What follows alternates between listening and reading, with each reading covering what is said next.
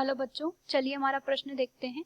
हमारा प्रश्न है डीएनए की न्यूक्लियोटाइड इकाई का वर्णन कीजिए। डीएनए तथा आरएनए में क्या अंतर है। तो अगर इस प्रश्न की हम यहाँ पर बात करें तो सबसे पहले हम यहाँ पर देखते हैं इस प्रश्न की मुख्य अवधारणा को।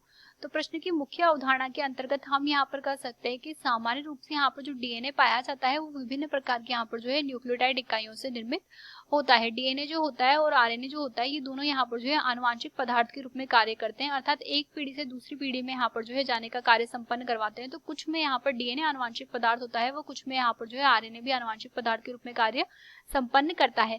अगर हम यहाँ पर बात करें तो इसके अंतर्गत हम यहाँ पर कह सकते हैं कि डीएनए की जो निर्माण होता है वो यहाँ पर जो है विभिन्न प्रकार की यहाँ पर जो है इकाइयों से निर्मित होता है, जिसे हम यहाँ पर जो है न्यूक्लियोटाइड इकाइयों के नाम से जानते हैं। अब अगर हम यहाँ पर बात करें न्यूक्लियोटाइड इकाइयों की, तो इसके अंतर्गत हम यहाँ पर कह सकते हैं कि जो न्यूक्लियोटाइड यहाँ पर निर्मित होता है यह यहाँ पर इसके दो घटक होते हैं। यह विभिन्न प्रकार की यहाँ पर जो न्यूक्लियोसाइड होती है उनसे यहाँ पर जो है निर्मित होता है। तो विभिन्न प्रकार के यहाँ पर जो न्यूक्लियोसाइड होते हैं यह यहाँ पर जब फॉस्फेट के अणुओं से जुड़ जाते हैं तो फॉस्फेट के जुड़ने से यहाँ पर जो है सामान्य रूप से न्यूक्लियोटाइड का निर्माण होता है। न्यूक्लियोसाइड की अगर बात करें तो इसके अंतर्गत यहाँ पर जो पाई जाती है, एक तो यहाँ पर इसके अंतर्गत शर्करा पाई जाती है, वो शर्करा के साथ में यहाँ पर जो है विभिन्न प्रकार के जो क्षारक होते हैं वो यहाँ पर पाए जाते हैं। तो अगर हम यहाँ पर न्यूक्लियोटाइड की बात करें तो वो यहाँ पर जो है शर्करा क्षारक व फॉस्फेट के मिलने से यहाँ पर निर्मित इकाइयां होती है।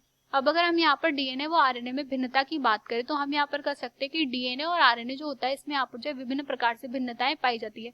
जैसे कि पहली भिन्नता की हम बात करें तो डीएनए जो होता है इसके अंतर्गत जो यहाँ पर शर्करा पाई जाती है वो यहाँ पर जो है डीऑक्सीराइबोज प्रकार की यहाँ पर शर्करा पाई जाती है। इस वजह से इसे हम यहाँ पर जो है डीऑक्सीराइबोज न्यूक्लिक अम्ल के नाम से जानते हैं। जबकि यहाँ पर जो आरएनए होता है इसके अंतर्गत जो शर्करा पाई जाती है वो यहाँ पर जो है राइबोज प्रकार की पाई जाती है, तो इसमें राइबोज शर्करा होती है। इसके पश्चात अगर डीएनए की हम यहाँ पर बात करें तो इसके अंतर्गत हम यहाँ पर कह सकते हैं कि इसमें एडेनिन पाया जाता है, साइटोसिन पाया जाता है, थायमिन पाया जाता है व इसके अतिरिक्त ग्वानिन यहाँ पर पाया जाता है। जबकि यहाँ पर आरएनए की बात करें तो इसके अंतर्गत यहाँ पर जो है एडेनिन पाया जाता है, साइटोसिन पाया जाता है, ग्वानिन पाया जाता है, परंतु थायमिन के स्थान पर यूरेसिल पाया जाता है। हम यहाँ पर कह सकते हैं कि यहाँ पर जो थायमिन की उपस्थिति होती है वो डीएनए को यहाँ पर जो है अधिक स्थायित्व यहाँ पर प्रदान करवाती है। तो यहाँ पर इसका जो स्थायित्व होता है वो यहाँ पर ज्यादा होता है, जबकि यूरेसिल की उपस्थिति की वजह से यहाँ पर जो स्थायित्व होता है वो डीएनए के कंपैरिजन में यानी कि डीएनए के स्वामित्व में यहाँ पर जो है कम होता है। इसके पश्चात डीएनए की अगर बात करें तो इसके अंतर्गत हम यहाँ पर कह सकते हैं कि ये जो होता है मुख्य रूप से यहाँ पर विभिन्न कोशिकाओं में यहाँ पर आनुवांशिक पदार्थ के रूप में कार्य में सहायता प्रदान करता है। तो ये जो होता है आनुवांशिक पदार्थ के रूप में कार्य करता है, जबकि आरएनए का जो मुख्य कार्य होता है वो यहाँ पर जो है प्रोटीन का संश्लेषण करवाने में सहायता प्रदान करता है। तो यहाँ पर मुख्य रूप से इसका जो कार्य है वो प्रोटीन संश्लेषण की क्रिया में भागीदारी को निभाना होता है। डीएनए की अगर बात करें तो हम यहाँ पर कह सकते हैं कि जो डीएनए होता है यहाँ पर सामान्य रूप से यहाँ पर कोशिका का जो केंद्रक होता है उस स्थान में ये यहाँ पर पाया जाता है, जबकि आरएनए जो होता है वो कोशिका के केंद्रक में यहाँ पर पाया जाता है।